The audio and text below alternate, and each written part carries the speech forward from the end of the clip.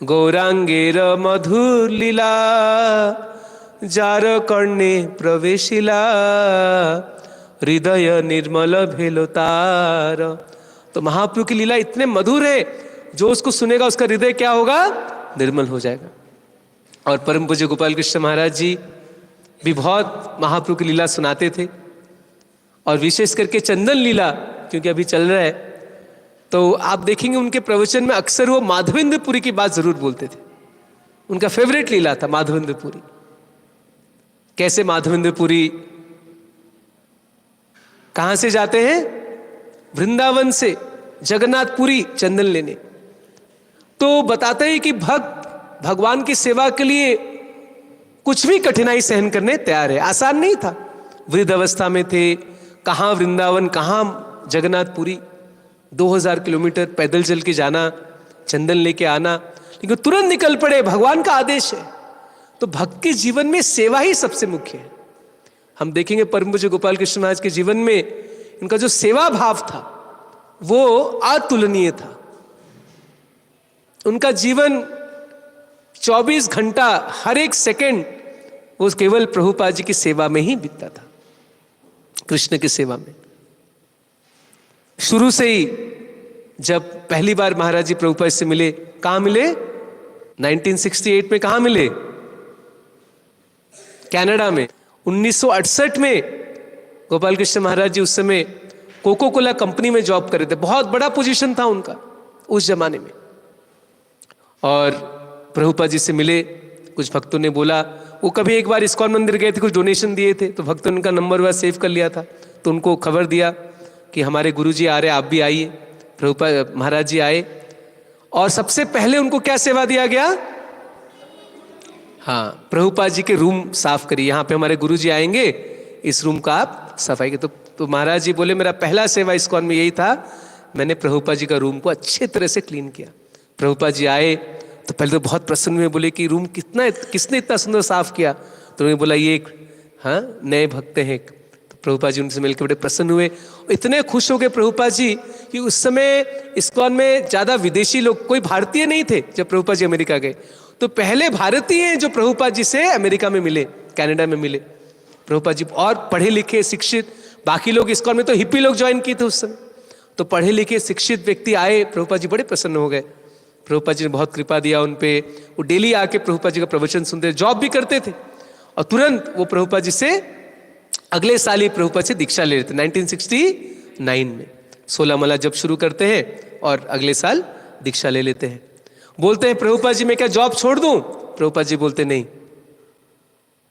आप जॉब करते रहो और भक्ति करो, और जो लक्ष्य मिलता भगवान की सेवा में लगाओ। तो महाराज जी क्या करते थे, उनको जो भी सैलरी मिलता था वो पूरा पैसा लाके पहले प्रभुपाद जी को दे देते थे मंदिर में, और फिर उससे कुछ पैसा लेते थे अपने पर्सनल खर्चे के लिए। सोचो हम लोग क्या करते हैं, सैलरी में से पूरा पैसा अपने लिए खर्च करते हैं, अपने परिवार में खर्च करते हैं, सेविंग करते हैं, लास्ट में 2-4% डोनेशन दे देते हैं। महाराज जी ने क्या किया, 100% डोनेशन दे दिया, और वहां से कुछ पैसा लेते थे अपने पर्सनल खर्चे के लिए। तो प्रभुपाद जी बड़े प्रसन्न थे। कई बार लेक्चर में बोलते थे कि ये असली सन्यासी है। भगवद गीता 6 अध्याय का पहला श्लोक क्या है कृष्ण सिंधे? हाँ, अनाश्रित कर्म फलम कार्यम कर्म करोतु यः स सन्यासी च योगी च न च निराग्नि न च क्रिया। तो प्रभुपाद जी एक बार इस श्लोक पे प्रवचन दे रहे थे, कई सन्यासी सामने बैठे थे, तो उससे महाराज आए पीछे क्लास सुनने, पैंट शर्ट पहन के ऑफिस से वापस आए। प्रभुपाद जी बोलते हैं, ये असली सन्यासी है, क्योंकि जो गीता का श्लोक भगवान कहते हैं असली सन्यासी कौन है? अनाश्रित कर्म फलम, जो अपने कर्म फल से आसक्त नहीं होता, कार्यम कर्म करोति च, जो मेरे प्रसन्नता के लिए कार्य करता है, वो असली सन्यासी है। तो प्रभुपाद जी बोले ये असली सन्यासी है। फिर कुछ साल ऐसे ही जॉब करते रहे महाराज, कनाडा में, अमेरिका में, और पूरा पैसा इस्कॉन को दे देते थे और सेवा करते थे, प्रचार करते थे, मॉर्निंग प्रोग्राम करने मंदिर आते थे। मंगला आरती जप वगैरह करके फिर जाते थे ऑफिस, शाम को फिर मंदिर आ जाते थे, बुक डिस्ट्रीब्यूशन करना, सेवा करना। और अंत में प्रभुपाद जी ने 1974 में प्रभुपाद जी को बोला आप इंडिया के जीबीसी बन जाइए। तो पूरे इंडिया का उनको हेड बनाए, क्योंकि प्रभुपाद जी इंडिया में मंदिर बनाना चाहते थे, इंडिया में मैनेजमेंट करना आसान नहीं था। तो प्रभुपाद जी ने गोपाल कृष्ण महाराज जी को 1974 में भेजा। तो महाराज जी 50 साल तक जीबीसी की सेवा की। जैसा धर्मात्मा प्रभु बोल रहे थे, महाराज जब आखिरी बार वृंदावन आए तो भक्त लोग प्लानिंग कर रहे थे कि अगले साल इस्कॉन का 50वां साल बनाएंगे। तो महाराज मुस्कुरा के बोले कि मेरे को भी जीबीसी रहते हुए 50 साल हो गए। 1974 में प्रभुपाद जी को इंडिया का जीबीसी बनाया और 2024 तक महाराज जी इंडिया के जीबीसी रहे। बाद में खैर इंडिया में और जीबीसी ऐड हो गए, जयप्रताप महाराज जी, राधानाथ महाराज जी इत्यादि। लेकिन जो पहले जीबीसी पूरे इंडिया के प्रभुपाद जी ने बनाया था, किसको बनाया था? परम पूज्य गोपाल कृष्ण महाराज जी को 1974 में। तो फिर वो इंडिया के जीबीसी बने, इंडिया में बहुत सेवा किए, वृंदावन मंदिर का, बॉम्बे का, बीबीटी, विशेष करके जो हिंदी किताब जो सारा ट्रांसलेट हुआ वो महाराज जी ने करवाया। बीबीटी के भी हेड प्रभुपाद जी उनको बना दिए। तो बहुत सारी जिम्मेदारी दी। जैसे एक पिताजी होते हैं, वो किसको जिम्मेदारी देते हैं? कौन से बेटे को जिम्मेदारी देते हैं? जो भरोसेमंद होता है, जो जानते हैं पिताजी की ये अच्छे सेवा करेगा। वैसे प्रभुपाद जी पूरे जिम्मेदारी गोपाल कृष्ण महाराज जी को, जानते थे कि ये बहुत निष्ठापूर्वक जिम्मेदारी से और सेवा करेंगे। तो इस प्रकार से प्रभुपाद जी हर समय हर क्षण उनका प्रभुपाद जी की सेवा कैसे करूं इसी पे बीतता था। अनेक अनेक सेवा की महाराज जी इस्कॉन के लिए। खैर इसका तो लिस्ट बहुत लंबा है। रशिया में प्रचार किए, रशिया जैसे जगह। हाँ, उस समय प्रभुपाद जी के समय महाराज जी रशिया गए और एक बिजनेसमैन बन के रशिया गए, क्योंकि रशिया में उस समय भक्तों का अलाउड नहीं था। और महाराज जी वहां बुक स्टॉल लगाए, बुक फेयर में। प्रभुपाद जी इतने प्रसन्न हो गए। तो रशिया में जो प्रीचिंग हुआ उसका बहुत श्रेय महाराज जी को जाता है। बाद में फिर जब सोवियत यूनियन समाप्त हुआ, रशिया में लाखों की संख्या में भक्त आज के दिन में है। तो बीबीटी, बुक छापना, रशिया में प्रचार करना, भारत में दिल्ली का जो मेन मंदिर है ईस्ट ऑफ कैलाश, वो महाराज का पूरा शुरू से महाराज ने उसके लिए संघर्ष किया। और आज दिल्ली में कितने मंदिर हैं? 14-15 मंदिर है दिल्ली एनसीआर में। तो अक्षर अक्षर उन्होंने पालन किया प्रभुपाद जी के आज्ञाओं का। उनके जीवन का और कोई ध्येय नहीं था। मैं आप लोगों को एक बहुत ही एक हृदय स्पर्शी बात बोलना चाहता हूं। देहरादून में आप सब जानते हैं, देहरादून महातीर्थ बन गया, क्योंकि परम पूज्य गोपाल कृष्ण महाराज वहां पे अपने आखिरी लीला की। इसलिए अभी 2-3 दिन पहले जनार्दन महाराज जी और प्रबोधान महाराज, धर्मात्मा प्रभु, हम सब देहरादून गए थे 2 दिन के लिए, क्योंकि वो दर्शन करना चाहते थे उस रूम का जहां महाराज लास्ट डीटी वर्शिप किए, और वो सेंटर का। तो आखिरी स्थान महाराज का आखिरी लीला देहरादून में हुआ। अभी जो हरिद्वार यात्रा में जाएंगे तो देहरादून भी जाएंगे। वो तीर्थ है हमारे लिए, क्योंकि महाराज जी आखिरी लीला देहरादून में की। तो सबसे पहले तो महाराज जी का स्वास्थ्य अच्छा नहीं था। सब भक्त मना करे थे, आप देहरादून मत आइए, आप ऑनलाइन मीटिंग अटेंड कर लीजिए। ये महाराज जी बोले नहीं, आई एम द होस्ट, क्योंकि महाराज ने सबको बोला था आप देहरादून में मीटिंग रखो, सारे भक्त आएंगे। इतना सुंदर वो सेंटर जहाँ फोटो लगाई इस्कॉन देहरादून, इतना सुंदर वो स्थान महाराज को लगा। हाँ, तो लीला पुरुषोत्तम प्रभु जी, हमारे डायरेक्टर सर, परम करुणा माधव प्रभु, उनकी कृपा से इतना सुंदर मंदिर मिला है। कौन कौन गए हैं ISKCON Dehradun? Have you gone माता जी? Not yet. अरे इतना सुंदर वो स्थान है। देखो, हाँ ये तीसरा वाला फोटो लगाओ। हाँ, तीसरा चौथा ये है। सच ए ब्यूटीफुल प्लेस, चारों तरफ पहाड़ है। हाँ, एक बना बना रिजॉर्ट परम करुणा माधव प्रभु ने एक डोनर से डोनेशन करके पूरा बना बना रिजॉर्ट खरीद लिए।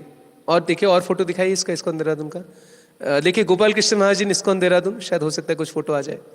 तो महाराज इतने प्रसन्न हो गए। जुलाई 2023 में उद्घाटन हुआ, उस समय में था वहां पे। महाराज इतने प्रसन्न, बोले सच ए ब्यूटीफुल टेम्पल, इतना सुंदर, चारों तरफ पहाड़ है, देहरादून है। और 2024 मई में जो ब्यूरो मीटिंग रखा गया, तो महाराज जी बोलते आई एम द होस्ट, मैंने सबको बुलाया है तो मेरे को जाना पड़ेगा। देहरादून नहीं आ रहा है, आप उसमें लगा लो ना, वो व्हाट्सएप में मैंने जो रूम का फोटो दिया था उसको लगा लो, ठीक है, उसमें निकल जाएगा। हाँ, ये सेकंड फोटो है, सेकंड फोटो देहरादून का है।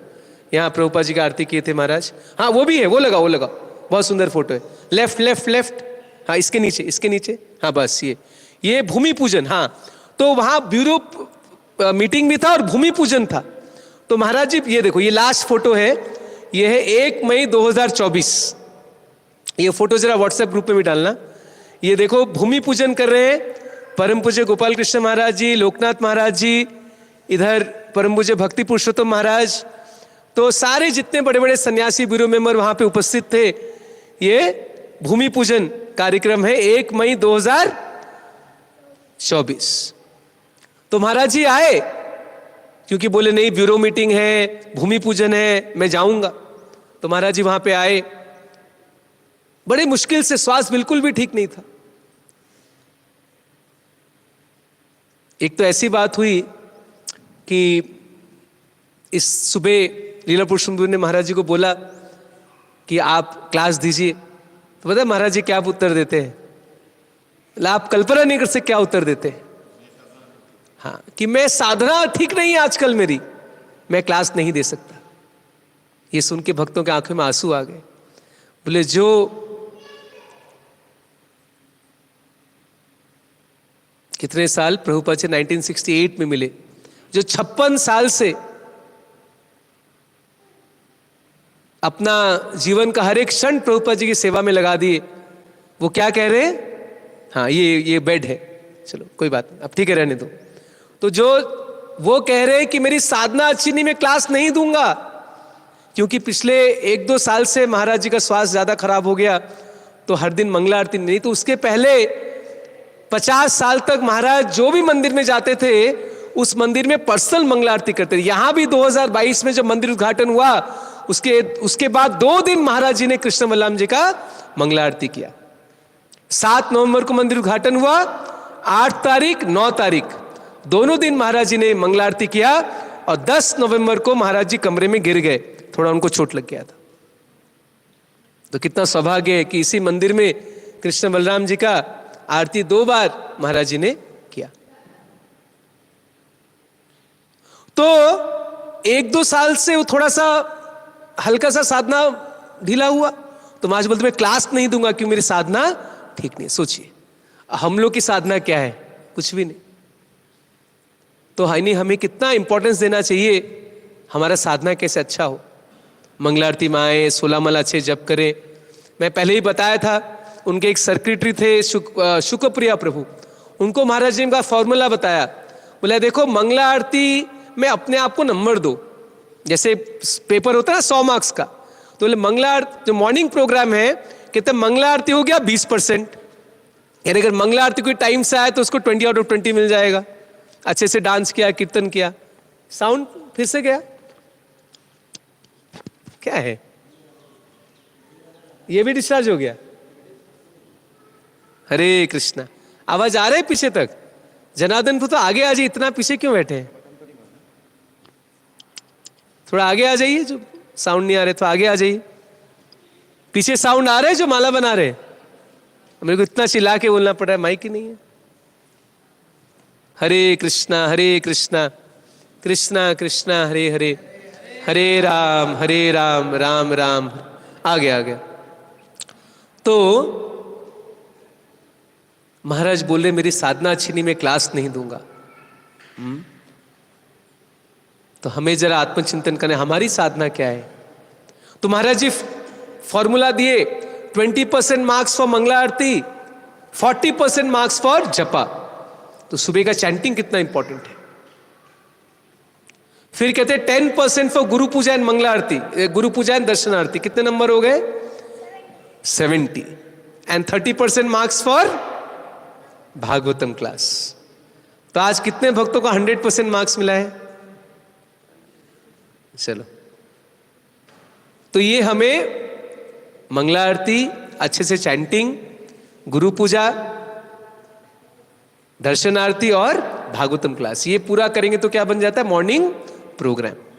और प्रभुपाद जी ये आश्वासन दिए, अगर कोई जीवन भर डेली मंगल आरती आएगा, डेली मॉर्निंग प्रोग्राम करेगा, तो निश्चित रूप से भगवत धाम जाएगा। और प्रभुपाद जी इतना ही बोले, अगर कोई 12 साल तक अगर कोई मंगल आरती आएगा तो उसकी वाणी में जो कुछ ही बोलेगा वो सत्य हो जाएगा, इतना पावर आ जाएगा उसकी वाणी में। तो इस तरह से महाराज जी इतने स्ट्रिक्ट थे अपने साधना के लिए। तो लास्ट में जब महाराज जी को सर ने बोला आप क्लास दीजिए, महाराज जी बोले मैं साधना अच्छी नहीं, मैं क्लास नहीं दूंगा। तो फिर सबको यज्ञ हुआ। फिर यज्ञ के बाद महाराज ने 5 मिनट बस माइक में बोला कि हम यहाँ सुंदर मंदिर बनाएंगे इस्कॉन देहरादून में, क्योंकि वो तो रिजॉर्ट है लेकिन मंदिर वहां भी नहीं बना है, वो अभी तो टेम्परेरी हॉल है जिसमें मंदिर है। एक सुंदर मंदिर वहां भी निर्माण होगा। और फिर महाराज जी 2 तारीख सुबह, 2 मई सुबह सुबह स्नान जब करने जाते हैं वॉशरूम के अंदर तो वहां गिर जाते हैं। एक्चुअली 2-3 साल से महाराज का शरीर बहुत वीक हो गया, महाराज का शरीर ऐसे हिलता था। डॉक्टर ने कहा उनका सेवक हमेशा साथ में रहना चाहिए, बाथरूम के अंदर भी। लेकिन महाराज जी को पसंद नहीं था बाथरूम के अंदर सेवक को आना। तो महाराज अंदर टॉयलेट के, सेवक बाहर बैठा था और महाराज जी टॉयलेट से जब उठे तो वहां गिर गए, लेकिन इसको बताए नहीं। वो अंदर सेवक गए, स्नान वान किए, अंदर आए, डीटी वर्शिप किए महाराज इसी रूम में, इसी टेबल में। महाराज गिरने के बाद इतने जोर से चोट लगा, रिब की हड्डी टूट गई, लेकिन महाराज बैठ के डीटी वर्शिप किए, अपने विग्रह की सेवा किए। और सेवा करने के बाद फिर चीखने लगे बहुत जोर से पेन हुआ। तो भक्तों ने तुरंत उनको बेड में लेटा दिया। हाँ, वो टॉयलेट के बाद खुद खड़े हो गए, सेवक को नहीं बुलाए। उसी समय महाराज गिर गए और चोट लग गया। तो खैर हम लोग को 10 बजे सुबह पता चला ऐसी ऐसी बात है। तो मैं और लीलापुर सिंह रूम के अंदर गए महाराज जी के। हाँ, तो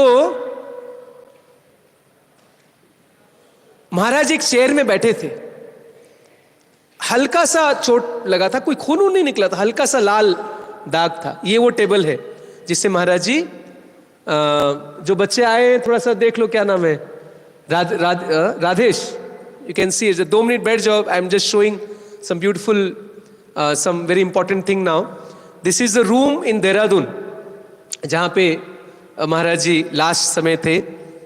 तो इसी टेबल में महाराज अपने ऑल्टर रखे आरती किए थे। और उसके बाद फिर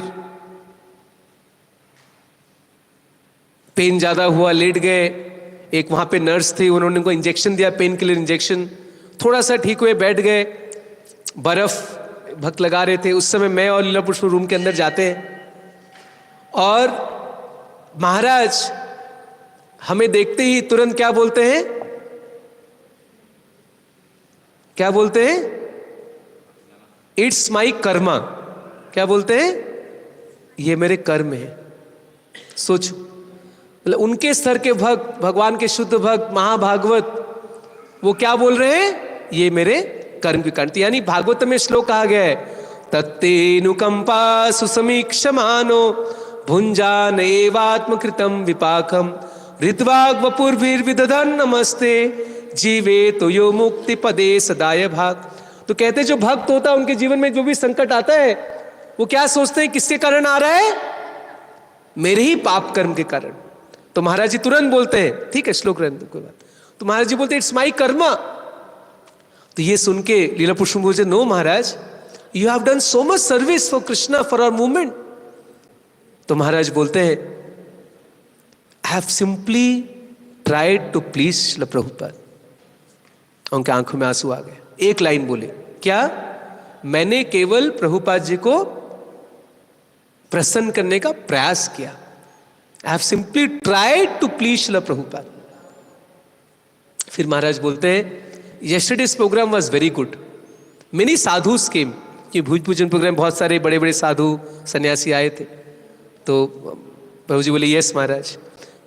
फिर एक अनिरुद्ध कीर्तन प्रभु हैं वहां पे, उन्हें बोला, महाराज आपने भूमि पूजन किया, 2 साल के अंदर हम यहाँ मंदिर बनाएंगे, आपको उद्घाटन के लिए भी आना है। तो महाराज क्या बोलते हैं, मैन प्रपोजेस गॉड डिस्पोजेस। ये मैंने आखिरी वाक्य सुना महाराज के मुख से।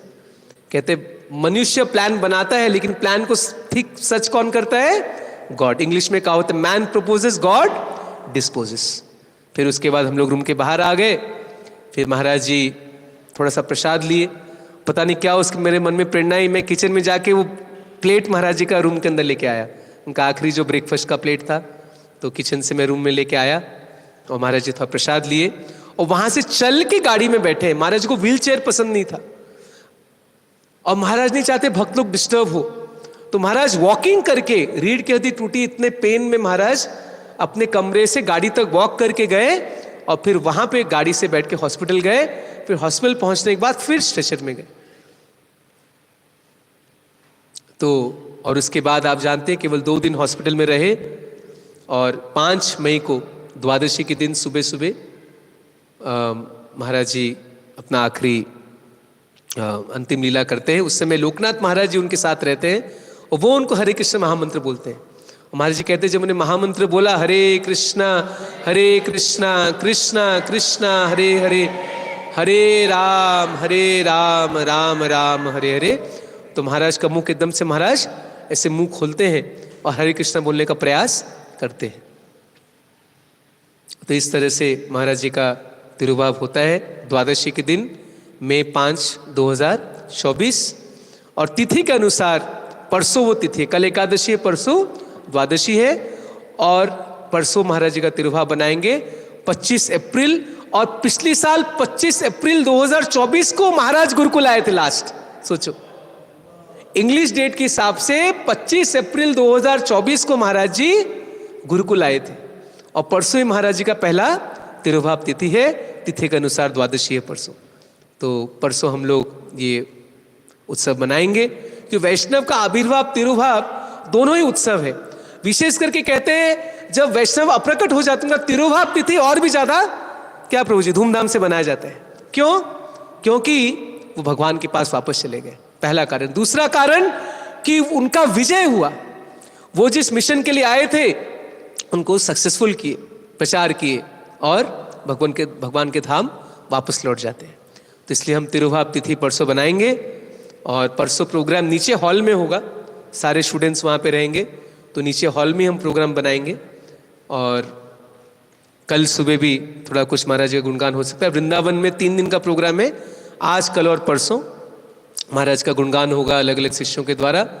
और परसों हाँ लास्ट फर्स्ट टाइम महाराज जी के समाधि के लिए उनके शिष्यों ने वृंदावन मंदिर के पास एक जमीन खरीदा था, बहुत साल पहले। गेस्ट हाउस के पीछे जमीन है, आज के दिन में करोड़ों की जमीन है। तो उनकी इच्छा थी महाराज जी का सुंदर समाधि वृंदावन में बनाएंगे, लेकिन महाराज जी अपने आखिरी विल में लिख के जाते हैं कि वो जमीन मंदिर को दे दिया जाए और जैसे सारे दूसरे वैष्णव के छोटे छोटे समाधि है वहीं पे मेरा छोटा सा समाधि बनाया जाए। तो समाधि का फोटो लगाइए महाराज जी का। तो आज वृंदावन में छोटी सी समाधि है महाराज का, नहीं तो उनके शिष्य चाहते बहुत बड़ा समाधि बना सकते थे, लेकिन देखो ये महाराज के वैराग्य भाव, जाते जाते भी अपने समाधि की जमीन भी इस्कॉन को दे के चले गए। और 10 इंस्ट्रक्शन जो लिखे हैं नीचे आप देखिए महाराज के रूम के बाहर लिखा है, उसको पढ़िए, इतना सुंदर है महाराज के 10 इंस्ट्रक्शन। कैसे कहते हैं हमें कभी इस्कॉन के बाहर नहीं जाना चाहिए, कैसे हमें 16 माला जप करना चाहिए, एक एक इंस्ट्रक्शन महाराज के कितना गहरा कितना डीप है। प्रणाम कर लीजिए एक बार समाधि को देख के। परम पूज्य गोपाल कृष्ण महाराज की जय, श्रील प्रभुपाद की जय, श्रील वृंदावन दास ठाकुर की जय, निताई गौर प्रेमानंदे हरि हरि बोल।